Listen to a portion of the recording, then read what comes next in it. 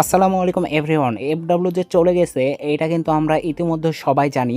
আর এফডব্লিউতে যারা আমাদের টাকাগুলো হাতিয়ে নিয়েছে তাদের সাথে কিভাবে আপনারা কন্ট্যাক্ট করবেন অ্যান্ড তাদের কিভাবে ধরবেন, ধরে আইনের আওতায় নিয়ে আসবেন সেই সম্পর্কেই থাকছে আজকের এই বিস্তারিত ভিডিও। আপনারা অনেকেই আমাকে ইন্টারোগেট করছেন যে এফডব্লিউ চলে গেছে তাতে কি হয়েছে, এফডব্লিউতে যারা আমাদের টাকাগুলো নিয়েছে তাদেরকে আমরা এখন ধরবো। সো কিভাবে ধরবেন সেটাই আমি আজকে বোঝাবো আজকের এই বিস্তারিত ভিডিওতে। সো আপনাদের মধ্যে অনেকেই কিন্তু একটা ইনভেস্টমেন্ট প্ল্যাটফর্মে কাজ করার আগে ইউটিউবে ভালোভাবে দেখে নেন যে ওই ওয়েবসাইটে কাজ করা ভালো হবে না খারাপ হবে। এটা কিন্তু আপনারা ইউটিউব সার্চ করে দেখে নেন।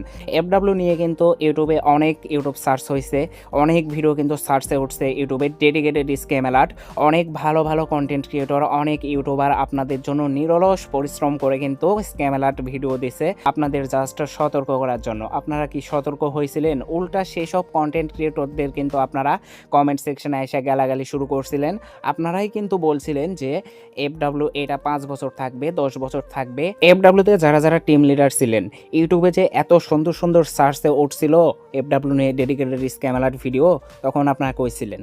তখন কি আপনারা বলছেন যে এই এফডব্লিউ ওয়েবসাইটটা চলে যাবে? আপনারা কি তখন তো বলছেন? তখন কমেন্ট সেকশনে আয়সা গালাগালি শুরু করছেন। তখন আপনারাই আয়সা বলছেন যে ওই সকল কন্টেন্ট ক্রিয়েটররা আপনাদের কোম্পানি সম্পর্কে গুজব ছড়াচ্ছে। কি বলছিলেন? তো কমেন্ট সেকশনে আয়সা দালালি করছিলেন তো তখন আপনারা কই গেছিলেন? তখন তো বলেন নাই যে এফডব্লিউ এটা চলে যাবে।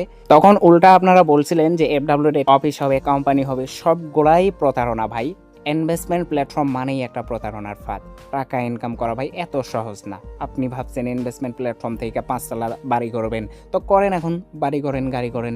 এই লোভে পড়েই তো আপনারা এফডব্লিউতে ইনভেস্টমেন্ট ডিপোজিট করছেন, তাই না?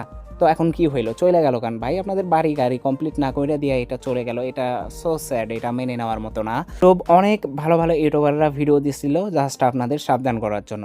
কেন আপনারা তাদের বাজে মন্তব্য করছিলেন? কেন আপনারা তাদের গালাগালি করছিলেন? এখন সামলান নিজের বিপদ, আপনি নিজে জড়াই নিয়েছেন, এখন সামলান আপনার বিপদ।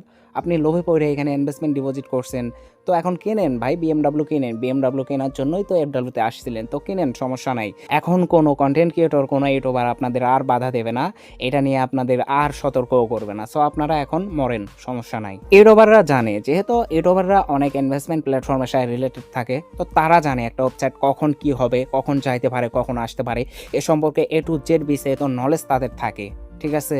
তো এতটুকু তো আপনাদের বোঝা উচিত ছিল। যখন দেখা যাচ্ছে এই প্ল্যাটফর্ম নিয়ে হাজার হাজার ডেডিকেটেড স্ক্যাম অ্যালার্ট আসতেছে, তখন আপনাদের তো একটু সতর্ক হওয়া উচিত ছিল। তাই ইউটিউবারদের কথা শোনাও কিন্তু আপনাদের উচিত ছিল। অনেক ইউটিউবার আপনাদের সতর্ক করছে, আপনারা উল্টা তাদেরই গালি দিচ্ছেন। এখন আপনার টাকা মার গেছে, আপনি এখন বোঝেন, আপনি সামলান।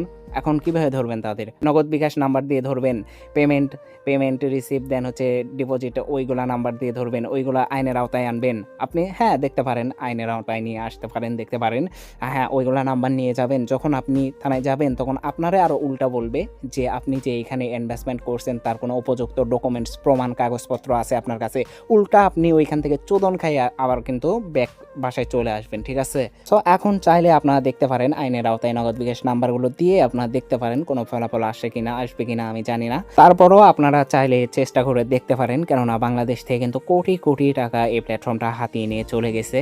তো এই ছিল আজকের এই ভিডিওতে। দেখা হবে নেক্সট ভিডিও নিয়ে। ততক্ষণ পর্যন্ত আপনারা সবাই ভালো থাকবেন, সুস্থ থাকবেন। আল্লাহ হাফেজ সবাইকে।